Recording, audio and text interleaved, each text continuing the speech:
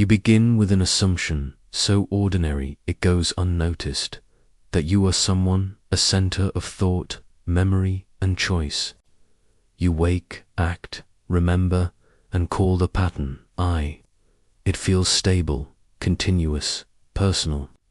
Yet when you turn attention toward it, the idea begins to slip. Every definition of self changes with circumstance. The thinker differs from the one who feels. The one who decides today contradicts yesterday's certainty. Ibn Arabi questioned whether such a shifting structure could ever be real. He said the self you defend is not an entity but a reflection, an appearance within awareness. You believe you live inside identity, but perhaps identity lives inside awareness. If each version of you passes, what remains constant enough to claim existence? Ibn Arabi lived in the 12th and 13th centuries, moving between Andalusia, Mecca, and Damascus.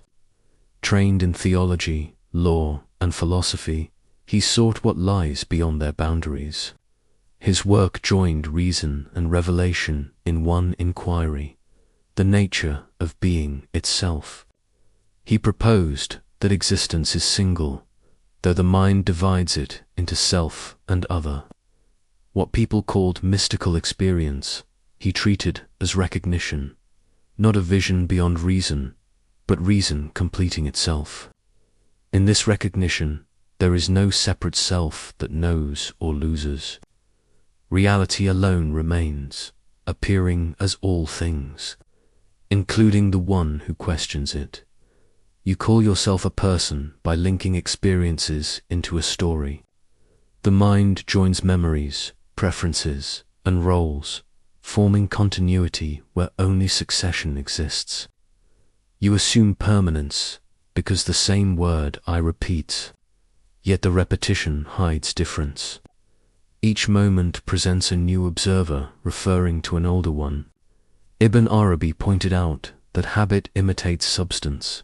It feels solid because it is familiar, but no single perception endures. You claim ownership of change, forgetting that the one claiming also changes. If every memory depends on a new witness to recall it, who is the constant self behind the shifting act of remembering? You picture awareness as the watcher of thought, as if standing apart from what appears. But the watcher itself can be watched. The instant you notice it, it becomes another object within attention. Each layer of observation turns observer into observed. Ibn Arabi used this paradox to reveal unity. Awareness cannot divide itself. The one who observes and the thought observed arise together as expressions of the same reality. The attempt to locate a fixed observer exposes its absence. You find movement, not a mover. If awareness contains both seer and seen, can there be a separate self within what never separates?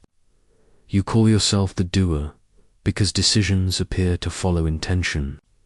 Yet before intention, countless conditions, act, perception, desire, memory, habit. You decide after the mind has already leaned toward one direction. Ibn Arabi saw this not as loss, but as release. There is no isolated will commanding events. Action unfolds through the same being manifesting everywhere. Control belongs to the story that thought tells about motion. When that story pauses, events still occur. The current of existence moves without owner. If decision is simply how the whole functions at one point, then who is the one saying, I did? Ibn Arabi described existence as one act revealing itself through diversity. Every self is a perspective within that act, not a fragment, but a mode of display. The mind identifies with one expression and forgets the unity sustaining it. From that forgetfulness arises the sense of separation. To see through ego is not to erase individuality, but to understand it. as the function of a single reality expressing itself in countless ways. You are not a being inside the world, but a form through which the world recognizes itself. If the ground is one, what remains to divide you from anything? The ego begins with a claim: my thought, my feeling, my action. Ownership turns process into possession. Thoughts arise, yet you assign them a signature. Ibn Arabi observed that the signature is illusion. Thought claims itself through the idea of I. When that claim stops, thought still moves, but the center vanishes. Awareness no longer divides experience into mine and not mine. Existence continues without ownership. What disappears is the illusion of possession. If life unfolds, whether or not you claim it, what purpose does the claim serve except to sustain an identity that cannot hold itself? You search for truth as though standing outside it, but the one who searches belongs to what is sought. Ibn Arabi taught that realization is not discovery, but recognition. Awareness never left itself. The seeker dissolves because there was never another to travel toward reality. Effort ends, not by failure or success, but by insight. The path reveals itself as circular. What began as reaching outward returns to the center that was never apart. When the search ceases through understanding, not fatigue, what remains to pursue or to be found? Only the quiet fact that there was no distance to cross. You imagine enlightenment as a final state, a point of completion, free from conflict. Yet the idea of arrival repeats the same illusion it tries to escape. It says, I will become, while still believing in the I. Ibn Arabi explained that such thinking refines the ego rather than dissolves it. To say I have realized is to rebuild the self in subtler form. Understanding is not possession. It is the end of possession. When you stop measuring progress, awareness remains as it always was. If realization cannot be owned, then who could ever claim to have arrived? When all claims of identity fall silent, what remains is not emptiness, but continuity without border. You are not outside awareness, nor its master. You are the operation of awareness recognizing itself. Ibn Arabi called this the unity of being, the truth that reality knows itself through every form. The person once called you is not erased but redefined as appearance within the whole. There is no self to defend, no truth to pursue.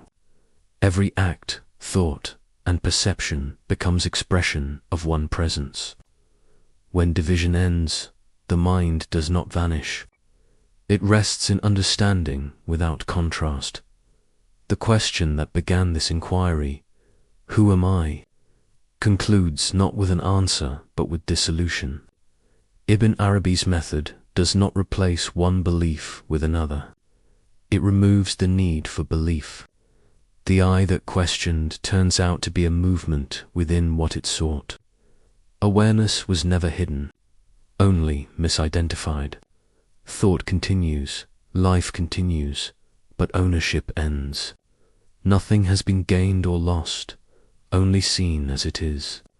The one who searched finds no separate self, yet understanding remains complete. In this stillness, existence recognizes itself through every form. The illusion of you fades, and what remains is reality, knowing that it never departed from itself.